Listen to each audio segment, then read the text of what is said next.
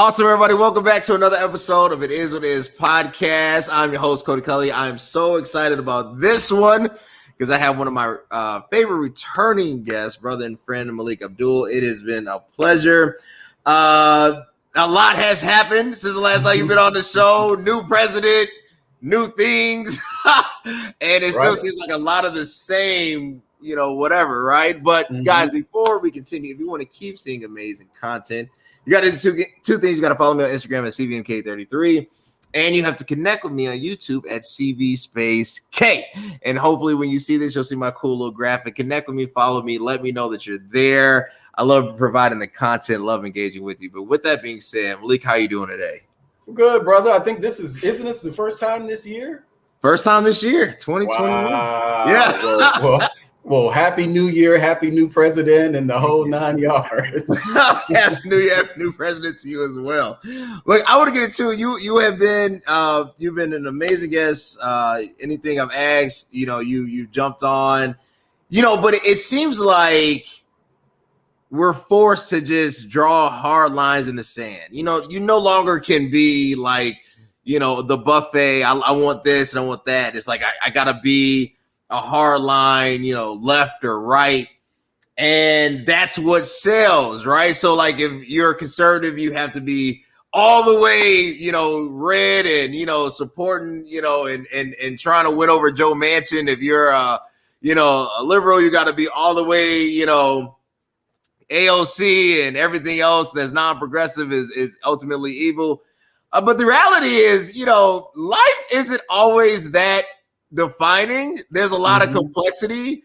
You can walk and chew bubble gum. Sometimes you might like a certain policy but don't like the personality behind it. Sometimes you like the personality but think the policies are too far-fetched, and it creates I won't say tension but healthy discourse. But what's missing, it seems like, is no longer can people engage without A, becoming offended, and B, becoming tribal, right? So let's start there. The problem with tribalism, I'm all for everybody being who they are, right? But being who you are shouldn't isolate me from somebody else. So for you, right, you've been on many shows. You've been on one show we just discussed at length. Is it like when you get to these platforms, do they coach you, say, hey, look, we need you to be extra conservative, or do you feel like you have to play into their idea of what a conservative is? So the thing is that much of this is the personal decision of the talent itself. So even me, I can be whoever I want to be. The problem is that what sells are sensational. I'm not really provocative enough to be on some of these shows because the things that I say, I may disagree with both Republicans and Democrats. Right. You have so many people on these shows, on these various platforms, who they've essentially made a name for themselves in this age of social media. They've made a name for themselves being tribal. I'll give you an example of that. Chrissy Teigen, John Legend's wife, Chrissy Teigen, I don't think she's been deplatformed, but she lost a couple of gigs because it came out that a few years back or so that she had been online bullying people, joking about suicide, all of that type of stuff. She made a name for herself being not just in opposition to Trump, but in opposition to anything associated with Trump. That was her platform. She's gone after Melania Trump. She's gone after Kaylee. I mean, nasty things. But there was an audience for that. Her audience loved the disgusting things that she said about Republicans. And so there are people who have literally, you tune into these shows, you know what you're going to get because this is what they do on social media. And these people end up with hundreds of thousands and millions of actual followers because that type of stuff sells. The sensational sells, being provocative sells. You have all of these people who start these platforms and say, well, we want real news, or we want to really appeal to the Black community. We want to talk about facts. When the thing is that excuse me, they want you to talk, essentially they want you to just exist in tribes. So there is no reason that if you look at Fox or any of, platforms like Roland Martin or any, other platforms, you can find conservative guests or liberal guests who are substantive. Right. They're out there. Yeah. But the thing is that they don't trend. So it's almost boring. And in many ways, I'm kind of boring in comparison to the very provocative people out there, because there are certain things I'm not going to do. Now, what I realize is that it particularly would, and I'll actually say that this is the distinction between that I found between liberal and conservative platforms. When I go on a liberal or progressive platform, they want me to be either that black conservative, that black Trump Republican, and toe the line at all times. So I'm going through interviews and I hear people, they try to open up Pandora's box on me, but I never take the bait. And a lot of times that's frustrating to them because they didn't get what they thought. I've had people where I've gone on a show and they say to themselves, oh, I didn't even realize you said that. Or I didn't realize that you disagreed with Trump on here. It's like, go to my website, MelikAbdul.com. I talk about all of this stuff. You can go to my YouTube page. You can go to my social media. But people don't want those type of substantive discussions. They want you to exist on tribes. And I'll say very quickly, another example of that.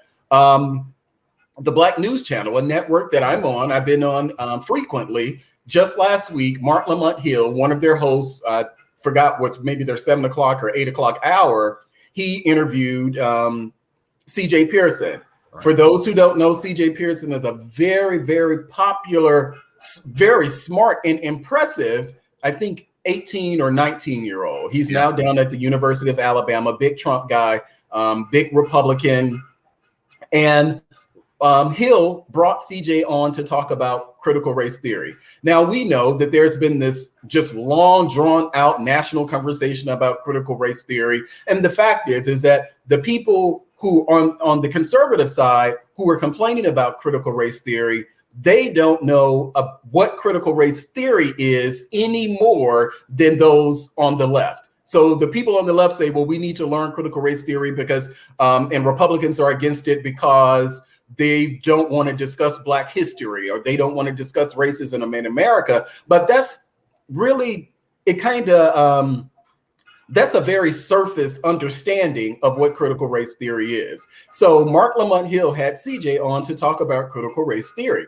It's not that CJ is not smart enough, or there aren't people even older than him, older than me, who aren't, not like we're not smart enough to understand what critical race theory is, but theory is a specific thing. So it's like discussing Marxism. You can't just say, well, that's Marxist, and don't understand what Marxist theory, which is really centered around criticizing capitalism. But you can't go in and have those discussions if you don't have a base of understanding. So when Mark Lamont Hill asked CJ, tell me, all right, when you talk about critical race theory and you say that it teaches critical race theory, it teaches us to hate white people. What theorist can you cite who has said that?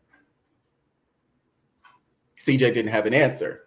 Well, he didn't have an answer because he didn't understand it anyway. And that's not even a criticism of CJ. Mark Lamont Hill could have asked probably 99% of people that same question. Give me give me some, whether a text that you've read or a theorist himself talking about these things. And most people won't be able to explain what it is. But CJ has over 300,000 followers. So he trends. And so that's why you got CJ on your show, not because you really wanted to engage in a very healthy debate about critical race theory, but you knew that it would trend. And that's exactly what it did. It trended. Mm-hmm. I'm on the same network. Call me. We can have a full discussion about critical race theory, postmodernism, feminism. We can talk about any of that, but who wants to talk about something that's substantive when it's easier to kind of appeal to the lowest common denominator, which is our tribalism where we are today. We exist in tribes, the left side, the right side, and oftentimes we are not willing to move outside of those tribes.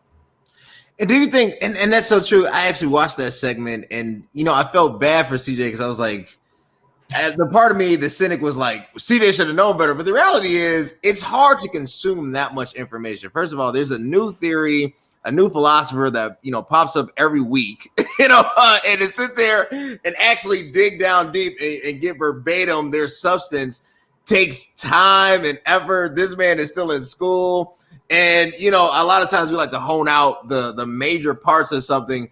But to get into the weeds of anything is a very granular discussion that is boring, right? So a lot of times it's like, oh, well, if you're supportive of this or proponent or opponent, you should know this, this, and this.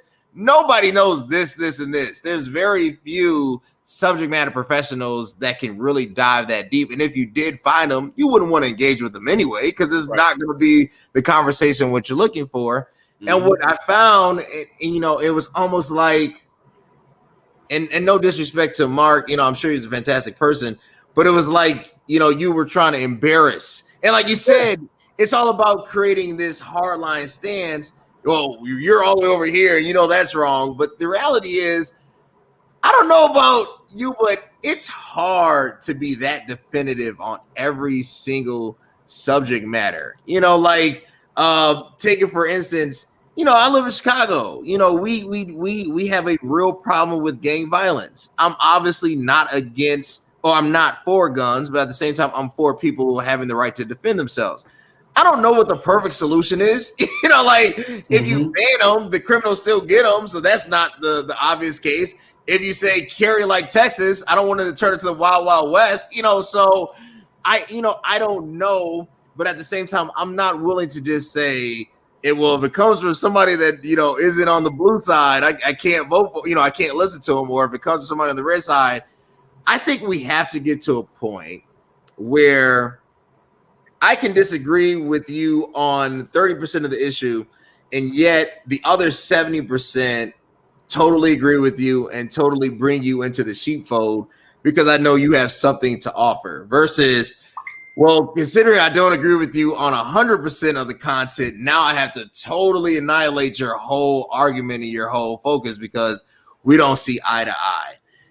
And that's, to me, inherently problematic because it's really about what truth do you accept. It's not about facts. Like, we were going to actually do an episode on tracking progress, and I was looking at the economic numbers compared to last year. And the reality is, even though, yes, unemployment has gone down, the GDP, is relatively the same. Our output is relatively the same. When we start looking at the numbers, and then I'm looking at $4 a gallon for gas, and I'm like, wait a minute. Let's take a look into this. Not that I regret who I voted for, because I don't. But at the same token, maybe two things can be true. Yeah.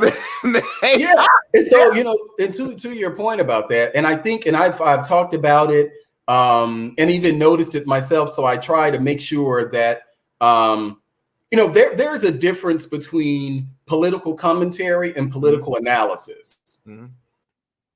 Most of what we see on television is political commentary, which means that it's partisan. You're speaking, you're spouting off talking points that you've come up with or that you were given to basically defend your side. So whether that's the left or the right, when you're talking about that whole thing of tribalism, that's where the political commentary comes in, but so very little analysis of our politics. That would get you to actually talking about analyzing the fact that GDP, which is a significant number that economists pay attention to, not just the unemployment number or things like that, like GDP, the things that economists pay attention to. No, it really hasn't. We're not at a much different place than we were last year during the height of the actual pandemic. But we can't talk about those things because if you talk about those things, then that in many ways can be received as a criticism of the Biden administration and a criticism of Democrats. And so you may not get booked on these shows to talk about it because they don't want people on there to be critical of their side. Let's take a real life example. Senator Manchin. If you listen to Senator Manchin, if you listen to the criticism of Senator Manchin, you would be led to believe that Senator Manchin is Marjorie Taylor Greene or Matt Gaetz or Jim Jordan or some, Republican conservative out there who hasn't voted Democrat, voted with his party all of this time, but because he has a difference of opinion on HR 1 and I think the voting rights bill and even the John Lewis bill and also the filibuster, use of the filibuster. He has a different opinion on that, but his side is now attacking him, and people are questioning whether you need Joe Manchin in the party at all. The irony is that when Republicans go out on a limb and be in opposition to the party, whether that's Mitt Romney or even more recently Liz Cheney, Democrats praise that. That's a good thing. When John McCain gave the thumbs down with the Obamacare vote, liberals loved that, and he became a maverick. Everyone loved John because he was in opposition to the Republican, seen as in opposition to the Republican Party.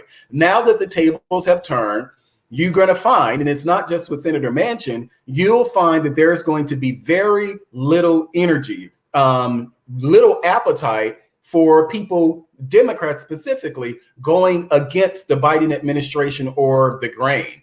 It happens in our politics all the time. We just don't acknowledge it enough. But the fact is that what people want, they want 100% agreement on all issues. What they don't realize, and this is where the analysis comes in, the political analysis comes in, what people don't realize is that, okay, you can say that you want Manchin to vote for this, or you want to kick him out the party, or Democrats to just use the filibuster and just charge forward on their own policy and don't worry about working with Republicans. You can say that as a form of political commentary. The problem is that that's not how government works. You can't do it that way. There are restrictions, there are stipulations in place that prevent those type of things, prevent essentially either the Republican Party or the Democratic Party from just going at it alone. That's what we tend to think, whether it's a Republican in office or a Democrat in office, they should just go at it alone.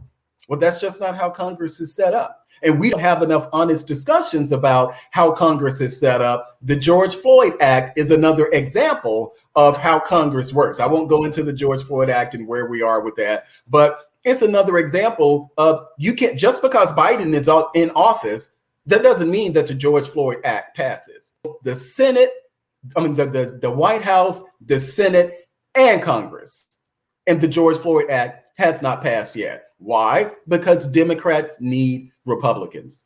That's how the system works. It's unfortunate, and a lot of people really don't realize that. By the way, I'm drinking cranberry juice. It is not Sangria Fridays. It is Mondays. It is cranberry juice for all those out there. No, absolutely right. I think the holdup was over qualified immunity, and it was like, well, if we don't get this, then we don't get anything. And it's almost, I guess, and I see why there would be pullback for it. But I wonder, when it was 1964 and we were talking about, the Voting Rights Act and the Civil Rights Act 65, right? It's not going to be a perfect bill, no matter how you split it, right? Obviously, there's going to be give and take. And is it worth not passing it? Because if you don't pass it this time, if the midterms don't go the way you think, you're not going to have another go at it. It doesn't matter if it's this term or it's the next term, right? To me, that's inherently problematic. And I don't know. It's confusing that we have entered into what I would call a stalemate politically, socially, in every single just kind of avenue. And to me, it doesn't do anything but hurt the American people, because if you can't discuss, if you can't say, hey, look, we will give you this if you give us this, nothing gets done, right? And now what we're having is, because I'm looking at even what's coming down. I mean, I know right now President Biden is over in NATO and he's doing the G7 summit and everybody's shaking hands. But the reality is nothing's really, there's going to be things I think internationally that'll be done, but from a domestic standpoint, nothing is going to get done. That's more for like, relationships, future agreements on an international state level. But domestically, that's a bad sign. If you think about the infrastructure bill. Yeah. So I'll give you two. I'll actually mention two things. And talking about the police reform bill and the idea, to piggyback on your comments about you have to work with the other side because that's how it works, that sometimes you're not going to like everything in a piece of legislation, but you have to do it for the greater good. So the police reform bill is the best example thus far about that. Democrats came out with the George Floyd and Policing Act last year in the House. Republicans under with Tim Scott's leadership, the Republicans came back with the Justice Act. The Justice Act was the Senate GOP's response to the George Floyd Act. There were things around I guess you could say the edges that they may have disagreed on. The big sticking point was qualified immunity. Mm-hmm. The unions, Democrats, all, Black Lives Matter, all of these various organizations said qualified immunity, that is a deal breaker. Now, the problem, and this is talking about procedure, what Tim Scott said, okay, you want to add that amendment? Let's debate it and bring it to the floor. So he said, I'll give you 1, I'll give you 2, I'll give you 5, I'll give you 20 amendments, which means that Democrats would have been able to have that debate on the floor, but Democrats blocked the bill from even being debated on the floor. They didn't support it being moved to the floor. And so essentially the bill died. There was an opportunity last year to pass a police reform bill. Fast forward all the way to 2021, we're still talking about a police reform bill. And the latest thing, if you listen to Senator Scott and even Senator Booker, they're saying that there may be some wiggle room on qualified immunity. The fact is that even if you're talking about qualified immunity, there are states like Colorado, they're already dealing with qualified immunity. So a lot of the things that we talk about at the federal level don't necessarily, states don't have to wait on the federal government to actually act. So there are things that you can find places all around the country where they have existing in the states ban on chokeholds, ban on certain type of warrants, no-knock warrants. Those things states are already doing, but we look to the federal government where so much of this stuff gets hung up, and then we actually don't get anywhere because you have people on both sides saying we have to take it or leave it, that we can't negotiate at all on it. And the American people, at the end of the day, we are the ones who suffer. And that is a problem that now I know Biden, I knew that even when he made this promise that he wanted the George Floyd Act passed by the anniversary of George Floyd's death, I knew that wasn't going to happen. But you didn't even hear in media. And that's because most of us, particularly Black people, most of us are Democrat and we lean Democrat. So there was no discussion in media about the fact that police reform commission that Biden promised during the campaign, he said, once he got into office, he said, okay, well, we don't have to do that anymore. We're just going to wait on the George Floyd Justice and Policing Act. And that's what we're going to support. No one's talking about the fact that, well, wait, so we don't have to do a police commission now because we're working on this. But it's just one of those things that, it gets lost in the discussion because we're so focused on those hotbed issues where in many ways we just miss the forest for the trees or whatever that saying is. Yeah, no, I agree. I was thinking about there's been a lot of symbolic gestures that has been done. Oh. And I'm not placating symbolism. I think symbolism has its place. I think it could be inspiring. I think acknowledgement is a big step forward, but is it salvific? Does it provide true healing? Is it really a pathway forward? And I was thinking about Tulsa, and I was thinking about, Biden coming down there, and I was like, wow, he said it out of his mouth. He's the first president ever to acknowledge it and the first president to come down there, which isn't just a shot at the last administration. It might be a shot at before the last, it was a very, poignant statement, right? But at the same token, what conclusion? You know what I'm saying? Like, all that. To what end? Yeah, what I guess is, if there was nothing that was enacted, there was nothing that was thrown out there. It was a lot of time for celebration and gathering and great photo taking. But I wonder, like, what, other than that, is he now kind of off the hook? Or is it now like, we've already done that, time to move on? And I guess what I'm saying is, I'm thinking about what needs to be done next. I'm looking at the infrastructure bill. I'm looking at HR 40. And I'm starting to see, well, look, if you had to make a compromise, do you make a compromise with the infrastructure bill if you can add on the student loan debt, right? Like, where does the real political maneuvering, go for that? And I just don't see it anymore, because it's not about that discourse anymore. It's more about, like, what can we stand on? So when we look at 2024, we can say this. Because I obviously can't speak for everybody, but if you had to go with the old adage, the rising tide raises all boats, even though I don't like that, and I've argued against it for so many, reasons. If the infrastructure bill is that, if Joe's trying to throw a Hail Mary pass with this one piece of legislation, he has to include one or two provisions: A, the elimination of student loan debt, or some sense of reparations in the form of home ownership. What are your thoughts on that? So let's okay, that's a very actually good question, talking about the infrastructure bill. And this is the whole sausage making process that people don't know about, and it can be very disgusting for people to watch. So the infrastructure bill, Biden is dealing with his party versus the reality of, the politics of his party versus the realities of governing.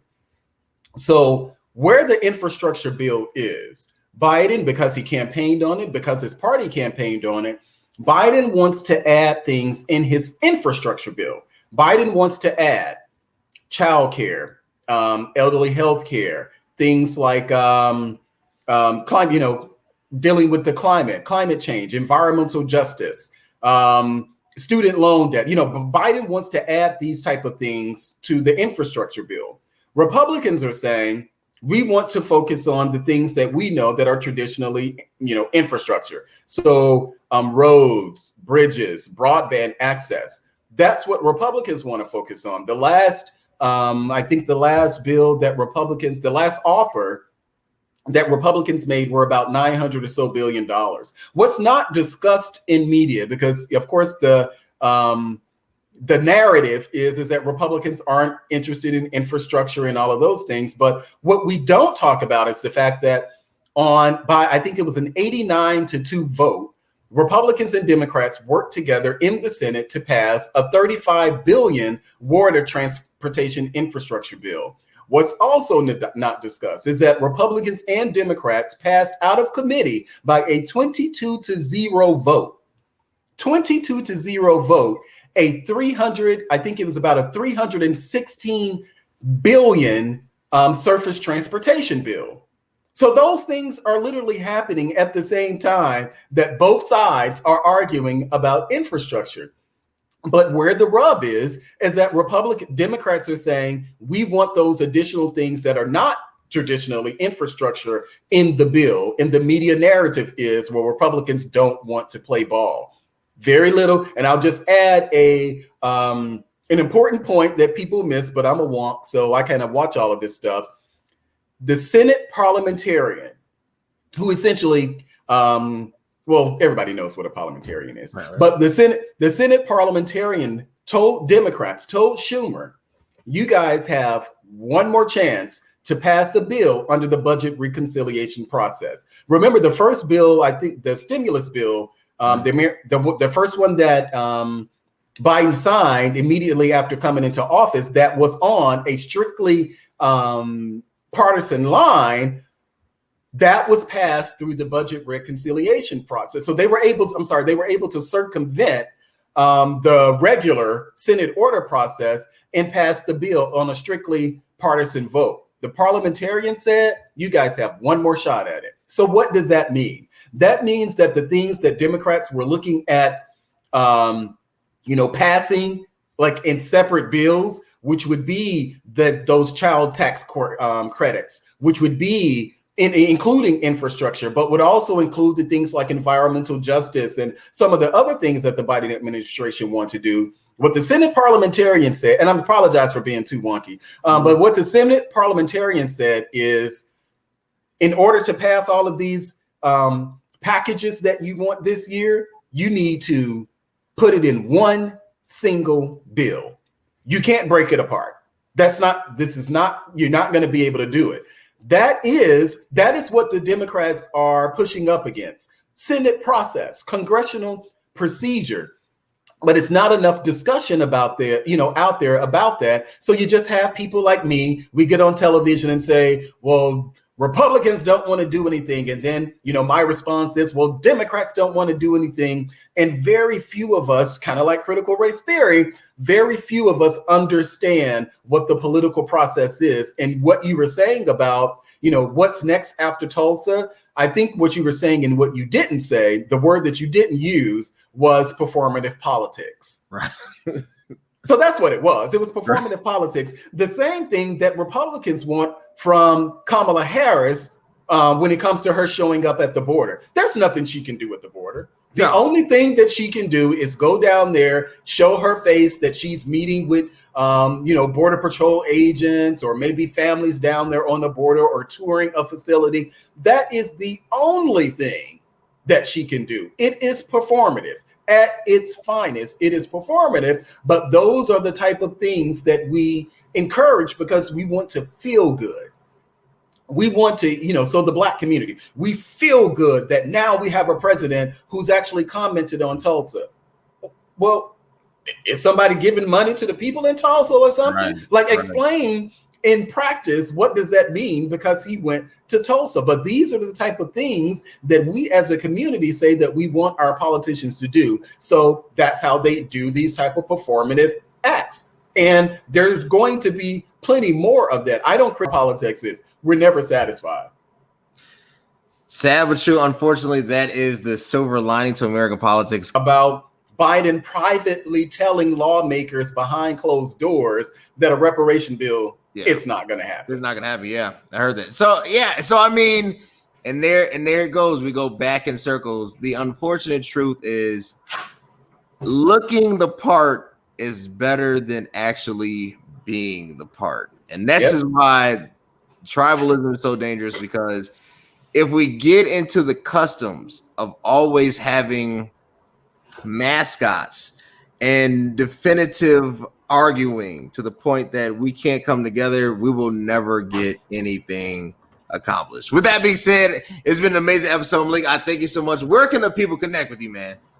So since I've grown up now, I now have a website. So I now can direct your viewers, all of your viewers who are going to be sharing this, watching this, commenting on this, because I know the thousands of you are actually out there.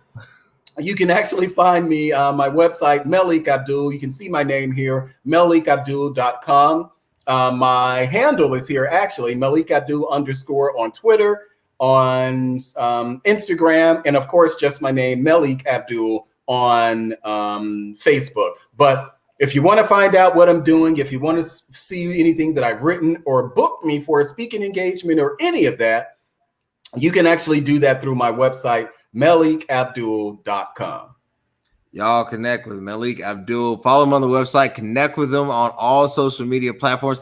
And the cool thing about support is that it's free. If you connect with somebody, it costs you absolutely zero. Click, Subscribe. That's it. And it encourages the person to keep continuing. And if you want to keep seeing amazing content and amazing influencers like Malik, this is what you got to do. You got to connect with me on YouTube at CV Space K and on Instagram at CVMK33, where all my workout videos are. I appreciate you, brother. I appreciate all my guests, and I appreciate the audience. And until next time, guys, thanks. Thank you. Thank you. Hey, what's up, everybody? You like what you saw? Were you entertained? Were you informed? We want to keep seeing amazing content. Subscribe at the link below. YouTube, CV Space K. You connect where all podcasts are streaming. Spotify, Apple Podcasts, Anchor. Connect with me. I want to connect with you. Let's enjoy the ride.